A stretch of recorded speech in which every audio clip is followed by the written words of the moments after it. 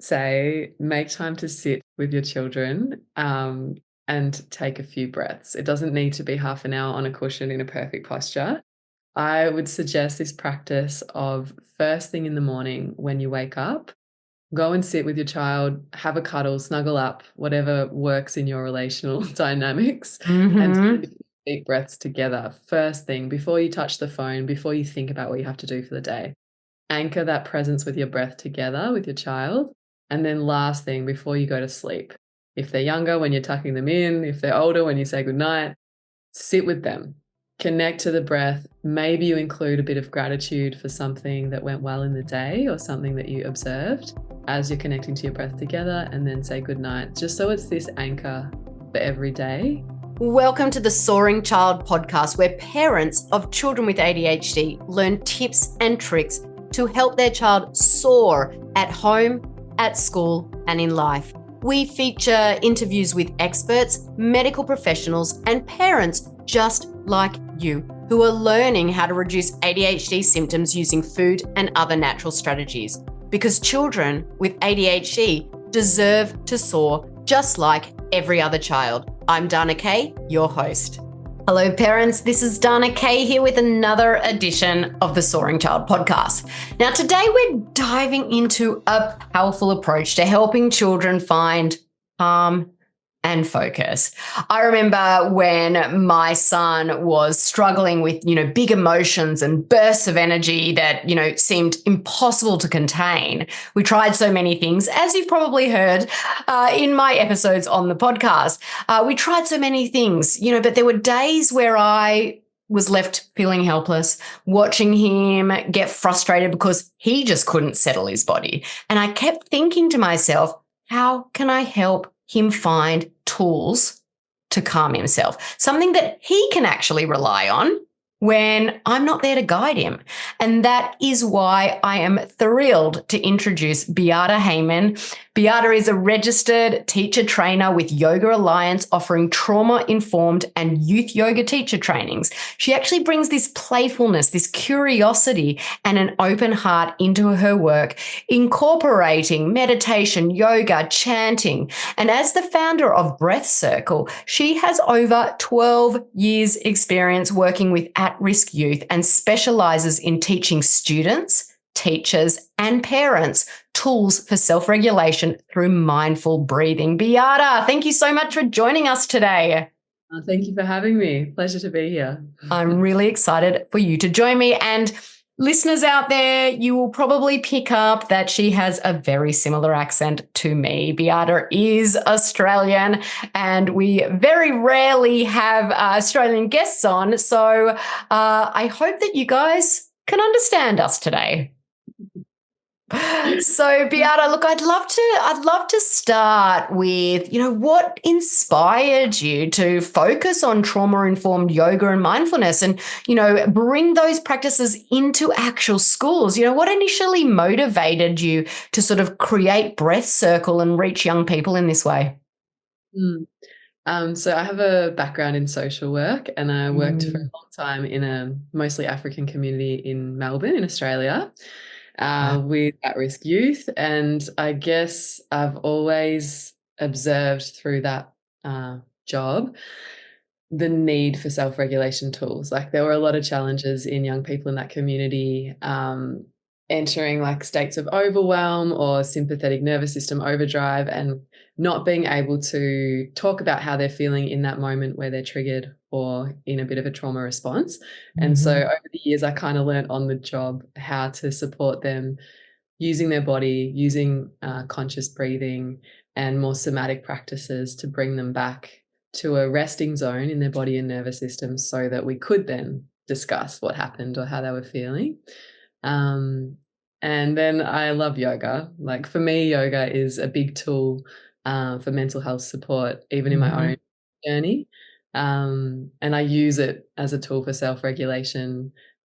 Breathwork is, for me, the deepest, most potent and powerful practice, and also the most subtle. So I do feel that sometimes it can seem a little bit inaccessible to young people, because we breathe every day. What do you mean you're going to teach us how to breathe, Yeah. So I'm passionate about kind of educating young people on how they can breathe mindfully, how they can use the practices of controlled breathing and yoga to support them to shift states. And I guess in the program, that's what I try to facilitate, that shift. Um, yeah, and I think it's so important, and I love that story that got you to where you are today. And I agree. Like, if we can teach our children at a younger age, they're more likely going to be using it as they get older into adulthood. I always think back to myself. Oh, I wish my parents taught me mindfulness or meditation when I was younger. Or I had a lot of anxiety issues in my early 20s. I've shared that with listeners as well. I had, my own anxiety issues where I was actually on medication back in the day. And, I always thought to myself, what if I was taught at a young age? That's it. I really believe in that early intervention, as you explain. And it's like there's a lot of hope, and Mhm. it's satisfying to teach young people because you're planting seeds, and whether or not they get it in the moment or whether it comes to them later in life when they are challenged in a Mm. way. Yeah, I just know that it's the formative years. So if we plant the seeds, then they're going to carry it with them through life. Yeah. And it was similar. Like I had a big periods of time with anxiety when I was younger and didn't get educated in school system about how to manage that effectively. And Mm. I just want to be able to give those tools to young people so they don't have to go through the same. Oh, It's that's amazing. That's amazing. So could you just walk us through sort of a typical session, what that looks like?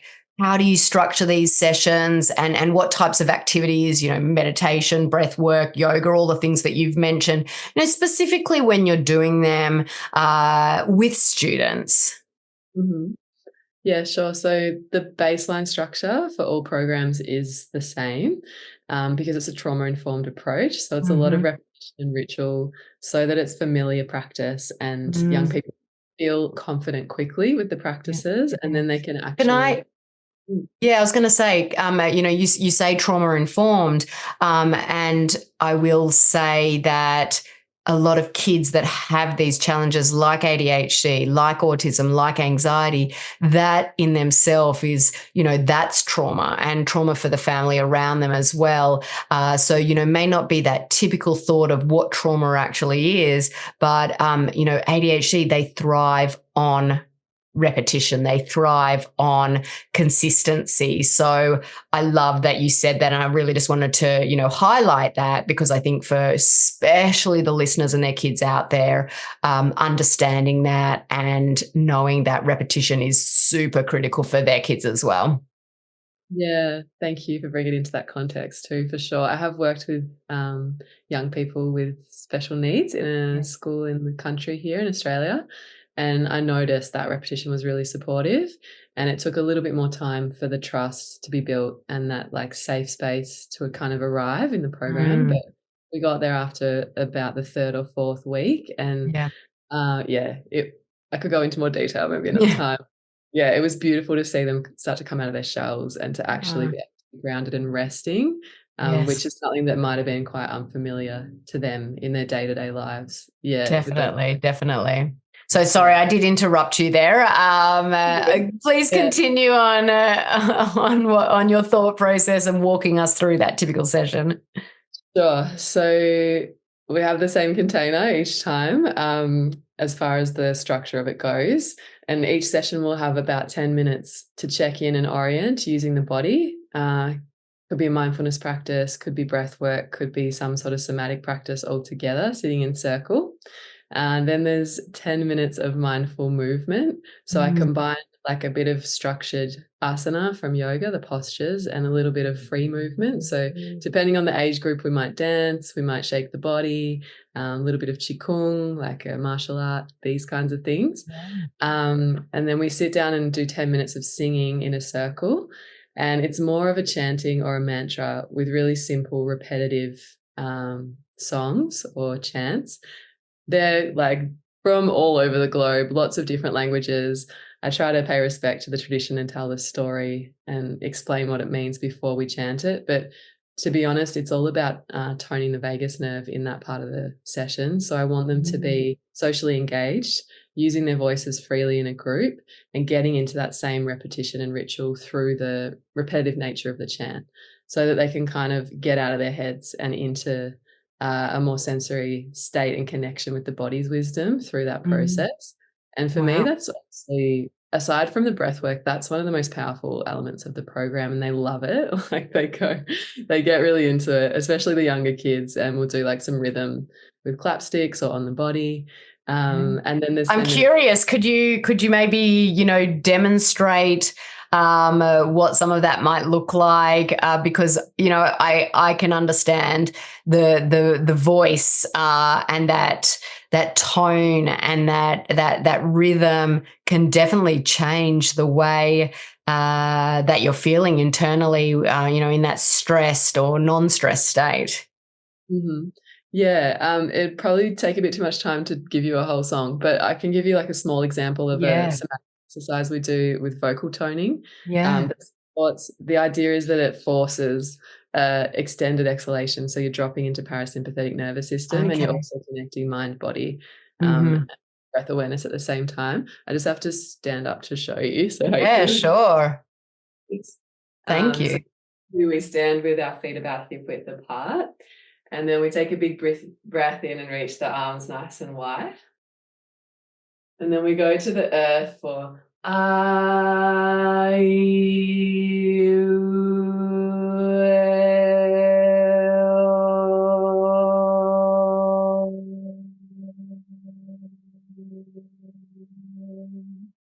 And then so then we try to extend that O sound, and you know what kids are like, they'll go for it. I've got a pretty big lung capacity from my work, so it's always. I don't know about the listeners, but I can tell you that just even the sound of your voice was calming. And when that comes out of your own body, that would be even more calming than me just hearing it. So I really appreciate you sharing that with us. I've totally put you on the spot there. It wasn't planned. And so, like, I love that. Sorry? Anyway. It's kind of like the nature of the job anyway, working with kids. You're always on the spot, and you have to be so flexible, and you never know what's going to happen. So it's cool. Yeah, definitely. Well, I loved how you structured it. And then is it sort of like each week a similar approach just to get that repetition, that consistency? Yeah, so each week the structure stays the same. I change the theme, and it's themed to nature, so wind, water, earth, fire, space. And then all the breath work, the music, and the movement relates to those elements. So, for example, in the fire session, it's way more activating sympathetic nervous system arousing practices. In water, it might be more fluid, soft, down regulation practices. Each time I try to give them a bit of a bell curve. So we start in a baseline, we go to a peak, and we come back down, because the whole point is that they get really good at observing that shift in their body physiologically. What's happening when I'm in sympathetic nervous system? Am I excited or am I anxious? And what's the difference in the body? Are they actually quite similar, the responses? So I'm able to recognize how that feels in my body. What can I do if I feel the need to shift out of it? Like when that's appropriate, without bypassing the emotion or the intensity. Also encourage them to sit with their feelings and express them and, you know, feel into them. But if it's going on and on, or you feel like it's debilitating, or you need to shift, and then they have a tool that they can use to do that. Yeah, because that's a big thing, you know, especially around ADHD, that emotional regulation, you know, and shifting that emotional states. And I can see how that mindfulness and that breath work and all the tools that you're sharing, you know, really helps shift that emotional state. You know, what are some of the key changes you've observed in students who sort of regularly participate in your sessions, you know, whether it is behavioural, whether it is focus, whether it is that resilience? So we've been measuring this for the last couple of years. So from Western Sydney University's youth research team. So we collected like pre and post program surveys from 100 young people that we worked with. And they've written like a detailed report, which I'm happy to share if you're interested. Yeah. But it was it was beautiful to see because it showed an increase in like positive mental health. But we looked at like a few key criteria that I can share with you. I would love that. Yeah, like ability to self-regulate emotions, enhanced emotional literacy, because we're also discussing emotions in the program, being empowered to respond in challenging situations, focused and calm when under stress, practicing gratitude in everyday life. And the research paper showed that, like, for example, the kids who were getting into fights at school quite regularly, this is happening less. They're not engaging in conflict as much. And they gave some of it was like detailed feedback, like qualitative data, and some of it was just a tick box. How do you feel 1 to 5 scale? So we saw a positive shift in the emotional regulation in general, but then they gave examples of how it's showing in their lives. So less fights. There was a noticeable difference in the classroom after doing the breath circle program, and that the general vibe was that everyone was more focused and clear to do their work. And with the senior students, they notice a big difference around exam time and the pressures of that, and that they're able to focus better, and it feels like less of a big emotional drain, or, you know, there's less anxiety around exams, which was great, or they knew what to do, you know. Even I had a couple of year 12 boys who were really big into sport and into football, and it was beautiful hearing their feedback. They're like, oh, we were able to visualize what's going to happen in the game, and then while we were in the game, we used our breath to like support us to have more endurance when they're running around, also just to be focused.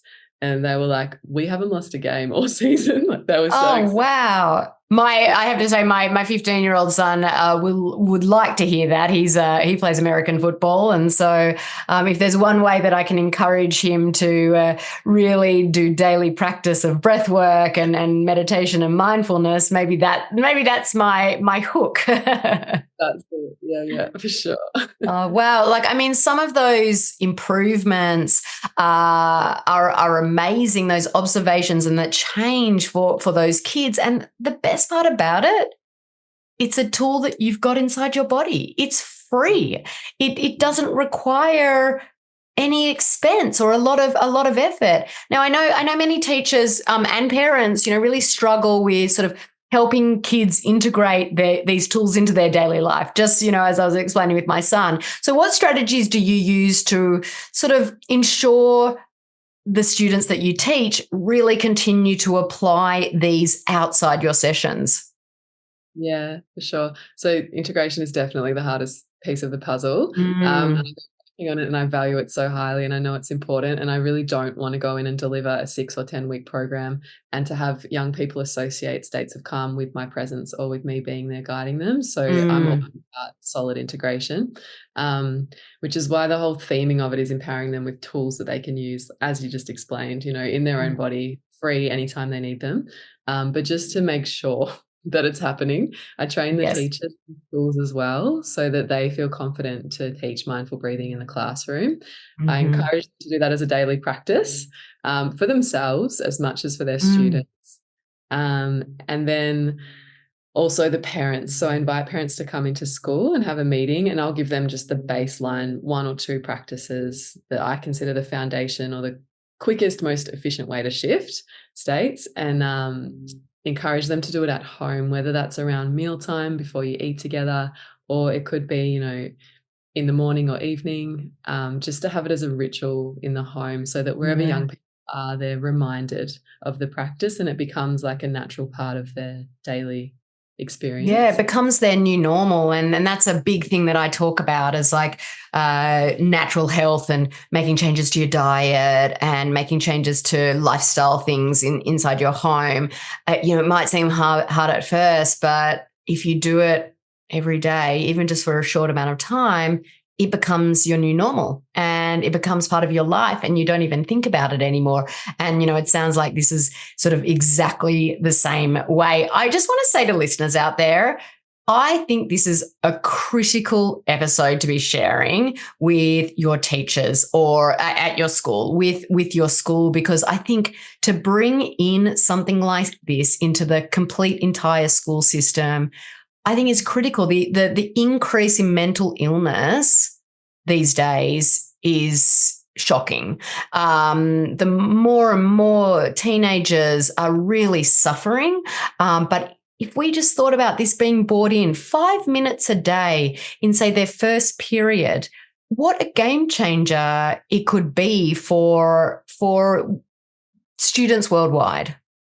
Totally. And it was my initial intention or like aim was to like bring it into the Australian curriculum so that it was written, it was enforced in classrooms basically. Well, I think that that's so critical because, it is a tool that is accessible. A lot of these other things, when we say eat healthy, for some families out there, eating healthy might be out of budget. Here in America, they have a free lunch program where if you, because they want to make sure that kids get fed, which I totally understand, because there's a lot of families out there that can't afford to feed their children. But, this is something that, and so changing the school system with the food and all of that is like super, super hard because of that one fact. But something like this, it's accessible to anyone despite their life, despite their budget. And I think that if we can share this message far and wide, hopefully it will start to resonate where needed. Totally. Yeah. And that's like the trauma-informed approach, making these tools accessible to everyone, because I think the way that the yogaverse has gone, unfortunately, in a Western world, it's like a business and it's not accessible to the people who really need it. And so this is why I'm so passionate about it, because even personally, I felt like I couldn't really access regular yoga at times in my life where I didn't have the funds or the means to do so. And it's difficult to find places in the yogaverse here in Australia that are like really culturally diverse and accepting and open and, aware of everyone's needs. So I think this trauma-informed approach needs to come in many layers of our society. Yeah.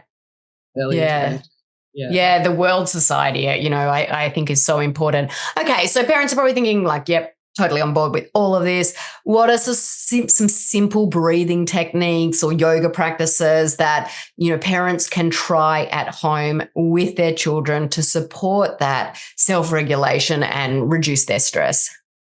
Yeah, sure. So I'll talk you through some now, but I'm just completing audio and video content with Monash University collaborating of breathing practices in line with the elements of nature. And they've created 6 compositions for meditation, beautiful music that like encourages full presence and like consciousness while resting in the body. So we'll be releasing these on a website that will be freely accessible to anyone who does the program, or even if you haven't done the program, you're welcome to try them. Obviously it's better if you've learnt them with me face to face, and then you can go through the video because it'll be all familiarized in your body.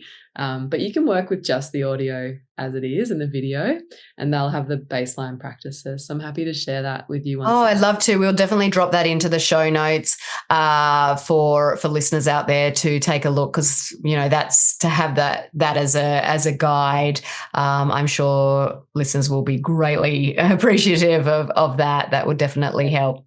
I think it's a valuable resource to support integration as well, because people can forget if they're not practicing regularly, but to just have someone familiar guiding it. Yes. Yeah. So the main ones that I would give as a baseline for parents to do with their young people: diaphragmatic breathing, absolutely number 1. Yeah. And so the simple way I teach it to kids is 1 hand to your belly, 1 hand to your heart. You find your comfortable upright seat. If you prefer to lay down, that's all good. You just listen to your body. And then we take a nice deep inhale into the belly, and imagine you're inflating your belly all the way up to your chest as you breathe in. And as you exhale, you're releasing your belly first all the way to the chest. So we're breathing in through the nose, feeling belly, then the ribs, then the chest. And we're exhaling out of the mouth, releasing belly to chest. Nice. And I might teach it in that way where it's smooth, or if I can see that their diaphragms are locked up and they've got no flexibility or space there, then we do a more playful way where it's like hands to your low belly, pump 1/3 of your breath down there, 1/3 into your rib cage, and 1/3 up into your chest. And then you release the belly, ribs, chest, into the belly. That's a good, yeah. Yeah. And you continue just to get the freedom before they go into a more fluid diaphragmatic breathing. But that's the number one practice. Yes. I will say, for those that are just listening on podcast platforms, if you want to actually see that in video, go and check out our YouTube channel at ADHD Thrive Institute on YouTube, and this will be shared in video format as well. Beautiful, thank you.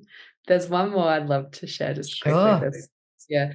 We call it sun breaths, and it's like a somatic practice where you use your breath and body together. So you bring your thumbs and fingertips together in front of the heart.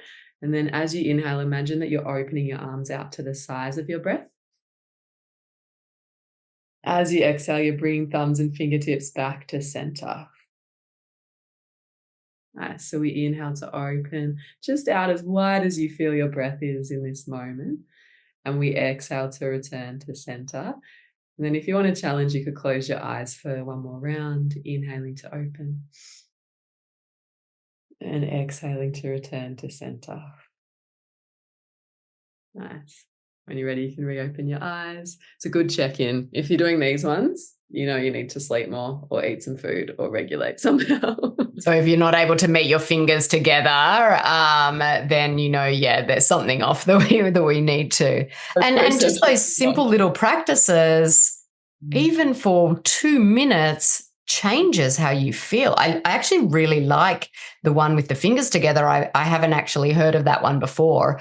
So I do like that because it actually gives you that, I don't know, it just gives you sort of that motion, that activity that helps you focus on what you're doing. I've always struggled with breath work and meditation on my own because I get bored. And I know that sounds, I'm sure a lot of people think of that way. But I feel that something like that with the hands would really sort of just keep me focused on what I need to do. Totally. And no, I hear you. Like, I've witnessed quite a few mindfulness programs in schools where the kids are absolutely bored and they're being lectured passively. And I'm all about activating them, getting them into their bodies, doing movement, like playing a million games with them, basically to teach them how to shift and to lead them back home to themselves and to that peace that we all have deep in there. I love that. Lead them back home to themselves. I love that. And, I think that this practice will definitely help them be able to do that. Now, starting with this episode, this is a new thing I'm doing in all my episodes moving forward. I'm going to ask every guest that we have on the Soaring Child this one question, and you're the lucky first, which I'm very excited about. So if you could share just one small actionable tip that parents can start using today, what would it be? Good question. So I would say make time to sit with your children and take a few breaths. It doesn't need to be half an hour on a cushion in a perfect posture. I would suggest this practice of first thing in the morning when you wake up, go and sit with your child, have a cuddle, snuggle up, whatever works in your relational dynamics, and take deep breaths together first thing before you touch the phone, before you think about what you have to do for the day. Anchor that presence with your breath together with your child. And then last thing, before you go to sleep, if they're younger, when you're tucking them in, if they're older, when you say goodnight, sit with them, connect to the breath. Maybe you include a bit of gratitude for something that went well in the day or something that you observed as you're connecting to your breath together, and then say goodnight, just so it's this anchor for every day. Yeah. I love that. And I think, just sit with them and take a few breaths. That's not hard at all. Beata, thank you so much for joining us today and, sharing your knowledge and your experience and your passion, which, definitely shines through with all of our listeners. Please tell listeners where they can find and follow you online. Sure. So I've got a Breath Circle website. That's breathcircle.org, and you can see more information there. And there's a short film about the program as well. And then really, I've got a yoga website, Beata Heymann as well, .com, I think. And then on socials, it's Beata Rose. And it's all intertwined because I love my work. It becomes my life. Yes. It's all out there. I love that. Thank you so much once again for joining me today. It's been wonderful having you. It's been a pleasure. Thanks for having me. Yeah, For great. those, yeah, it was a great chat. For those listening, I hope that this conversation has really inspired you to explore new tools that can help your child find that calm and that focus. Remember, small steps can make a massive difference in your child. If you enjoyed today's episode, please subscribe to the podcast, share it with someone who might benefit, or leave us a review. Listeners, thank you for tuning into this week's episode of The Soaring Child. I'm Dana Kate, your ADHD health practitioner. Keep on thriving. Thank you for listening to the Soaring Child podcast today. To learn more about how to help your child with ADHD soar using natural strategies, visit our website at adhdthriveinstitute.com and follow us on social media at ADHD Thrive Institute.